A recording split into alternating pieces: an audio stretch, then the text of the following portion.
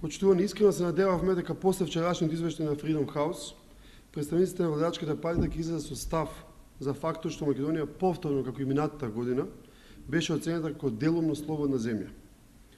Со нивното молчење само ја потврдуваат и нашата и меѓународната проценка дека слободата и загрозувањето на човековите права се небитни за оваа власт.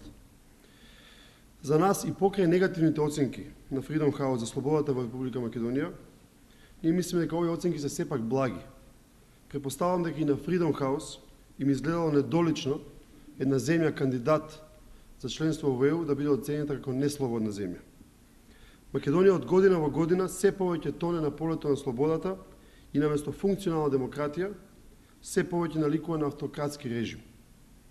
Македонија е република само на фасада.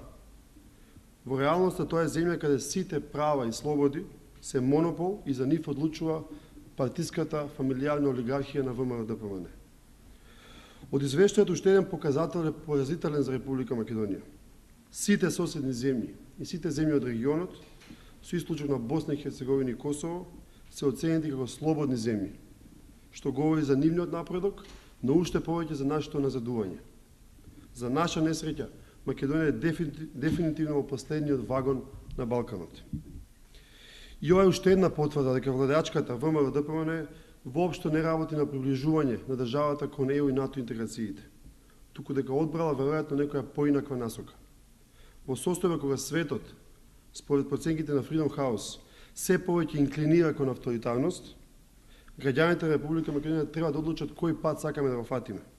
Оној на авторитарните режими, каде слободата, демократијата и човековите права се суспендирани, или оној на слободарските демократски држави, каде овие свети принципи ревносно се почитуваат. Ние во СДСМ немаме дилема по ова прашање. Ние сме за демократска, слободна Македонија, во која се почитуваат човековите права. А колегите од ДПМН нека повелат да докажат во пракса дека и тие ги негуваат овие принципи. Благодарам, поведете прашање.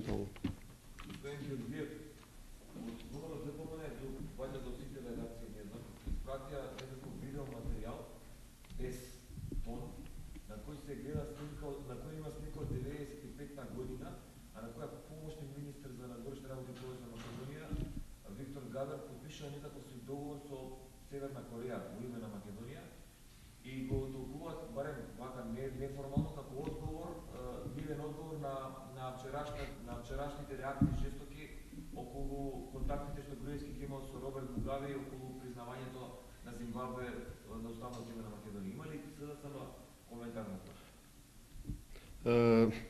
95-та година. А видите, мислам, сега сме во 2011 година. Јас мислам дека Македонија има воспоставено со Северна Кореја дипломатски односи, како што имаат и повеќето држави во светот дипломатски односи.